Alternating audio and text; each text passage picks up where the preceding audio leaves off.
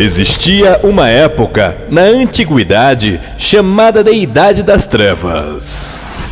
Nesta época, bruxas e feiticeiros eram caçados pela Inquisição religiosa da Igreja, deixando marcas de terror e perseguições gravadas a ferro e fogo na Península Ibérica, sobretudo em Portugal.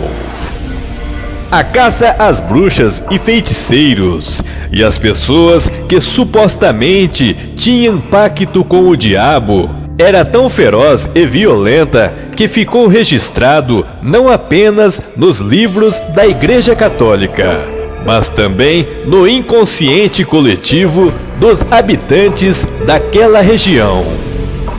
A cidade de Évora, localizada em Portugal, ficou marcada e conhecida como a cidade de uma grande bruxa, conhecida até os tempos atuais como a Bruxa de Évora. Esta cidade foi conhecida onde a força da Inquisição se fez mais presente, por ser uma terra consagrada ao sobrenatural e à feitiçaria. Assista a este vídeo até o final e tire suas próprias conclusões sobre mais este assunto. Mas antes, dê o seu like, curta e compartilhe, se inscreva no meu canal e não se esqueça de ativar o sino de notificações para não perder nenhum vídeo interessante como este. E caso queira patrocinar este canal, os detalhes estão na descrição do vídeo.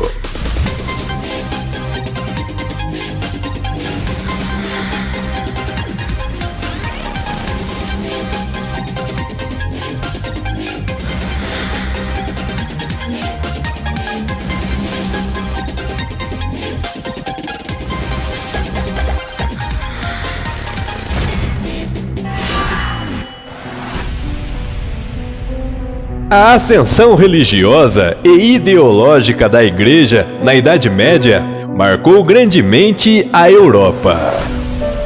Dentro do sistema jurídico da Igreja Católica Romana, havia um grupo de instituições que formavam a Inquisição, que foi criado com o objetivo de combater heresias. Qualquer pessoa que tivesse uma ideia, pensamento ou ação que estivesse fora dos preceitos e normas da Igreja era considerado um herege. Esta, quando capturada, era fadado a vários tipos de torturas e, consequentemente, era sentenciado à morte. As execuções, que eram muitas, para o povo era considerado um espetáculo, pois aqueles considerados hereges eram queimados em fogueiras em praça pública. 200 anos depois de Cristo, no século III, viveu uma mulher na cidade de Évora, Portugal. Esta era conhecida como a Bruxa de Évora. Também era conhecida como Lagarrona e também por Moura Torta.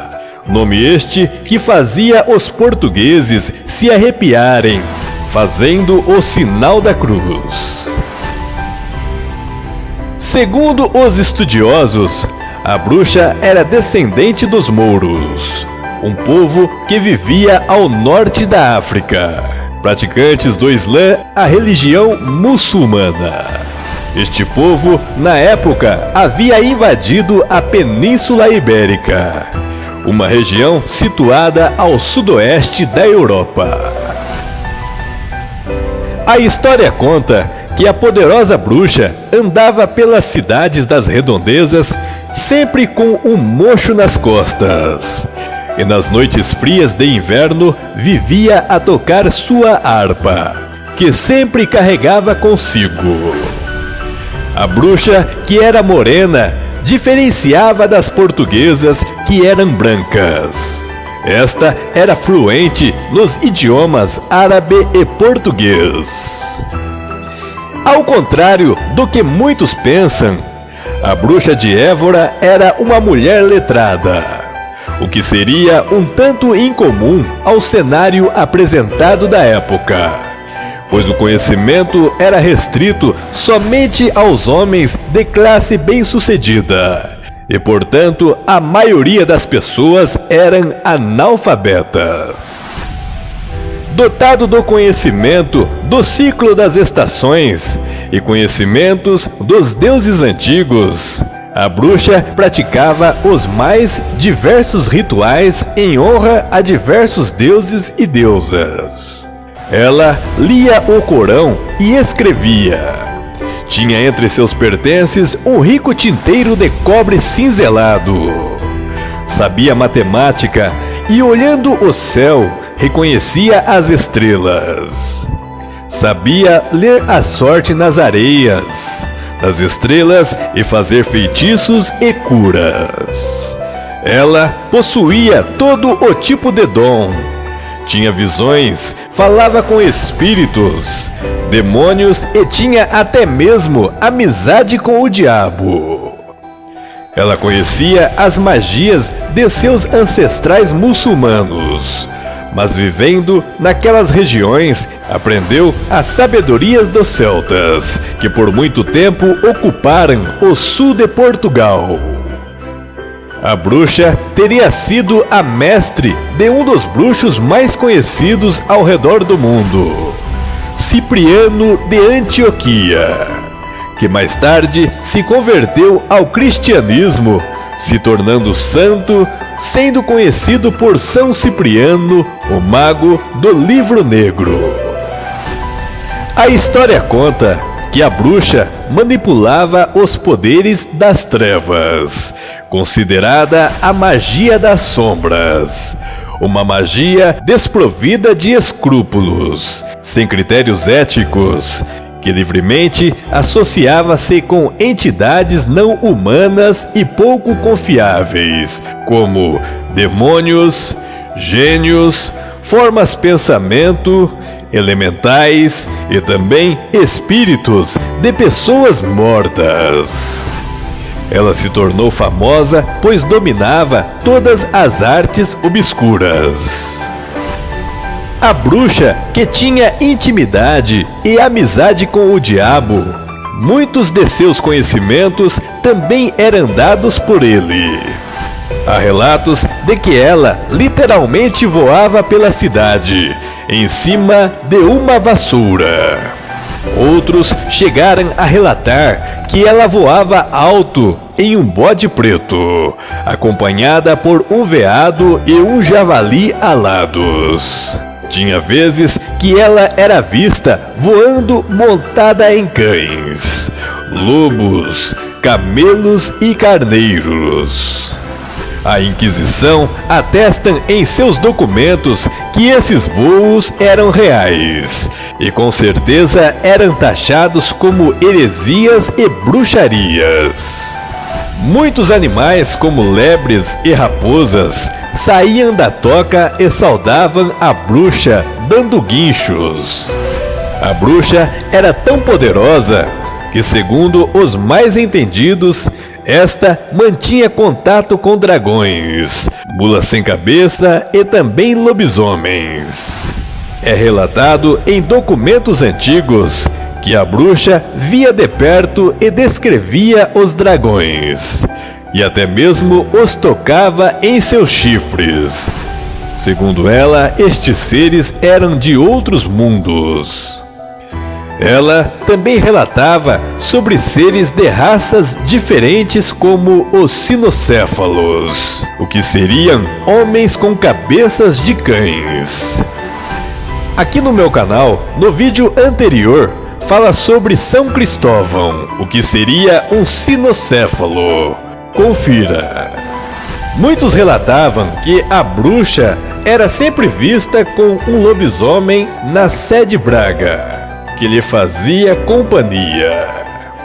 Este tinha sobrancelhas que se encontravam na curva do nariz e possuía longas unhas com o formato de amêndoas, ambas de tom vermelho sangue, e seu terceiro dedo era muito longo. As orelhas eram muito baixas e apontadas para a parte de trás da cabeça. Suas mãos e seus pés eram peludos. Corria pelos cemitérios, pelos atos das igrejas, pelas florestas e uivava. Também era relatado que próximo da bruxa andava uma mulher-pássaro que voava com asas negras tão imensas que todos chegavam a ouvir o seu bater.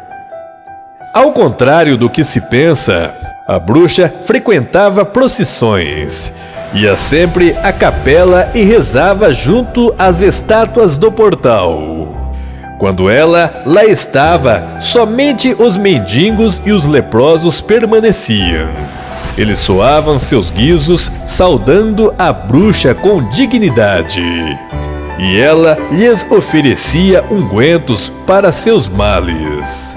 Dava-lhes a bênção e recitava fórmulas de cura. A bruxa era respeitada, pois apesar de feia, tinha uma grande dignidade que se impunha. Mas sempre que havia um sinal de ameaça à sua integridade, a bruxa misteriosamente sumia. Os doentes diziam que ela voava em uma vassoura. Tinha vezes que ela desaparecia, deixando apenas alguns ossos no chão. Muitos diziam que ela se transformava e sumia. A tradição nos conta que toda a bruxa possui um livro. E a bruxa de Évora não era diferente, pois ela também tinha um livro que guardava com muito cuidado e que continha seus ritos, suas rezas, suas obrigações, seus poderes e mencionava aquele que tinha sido revelado a ela, o próprio demônio. Dizem que a bruxa de Évora deixou o livro preto que, segundo a lenda, está agora oculto junto ao Tejo, perto de Alfama, numa casa turca. Cópias se fizeram dele e uma foi achada em um mosteiro português. No livro há catalogado muitos demônios infernais, dentre eles Abalan, príncipe dos infernos, e Lúcifer, o maioral, e centenas de outros demônios. Dentre os demônios mais temidos e relatados eram os demônios do sexo, íncubos e súcubos. Na época medieval, dizia-se que o diabo tomava a forma de uma bela mulher para atentar aos homens, bem como aconteceu com o Santo Antão. Era comum pessoas se relacionarem com demônios, acreditando serem pessoas humanas. E segundo os relatos, os demônios se transformavam em belos jovens ou belas mulheres, a fim de se satisfazerem seus desejos mais perversos. E a perseguição às bruxas era baseado que estas tinham relação sexual com o próprio Satã, e a bruxa de Évora era a que controlava estes demônios. Ela mesma possuía um receituário para livrar as pessoas das tentações do erotismo. Mas se esse método falhasse, a igreja tinha um mais eficaz: a tortura. A bruxa, que era serva do diabo, sempre que podia, ensinava pessoas ao conhecimento da magia negra e dos saberes ocultos. E o seu fim? Qual seria o seu fim? Não se sabe ao certo qual foi o fim da bruxa de Évora. Esta nunca foi pega pela Inquisição Romana. Segundo os relatos dos habitantes, ela simplesmente sumiu. Muitos dizem que esta havia se transformado em um fantasma, E até os dias de hoje, muitos alegam ter contato com a Bruxa de Évora, um espírito obscuro. E aí, o que você achou deste vídeo? Deixe seu comentário. Sua opinião é muito importante para nós. Curta e compartilhe. Se inscreva no meu canal. E não se esqueça de ativar o sino de notificações para não perder nenhum vídeo interessante como este. E caso queira patrocinar este canal, você já sabe, os detalhes estão na descrição do vídeo.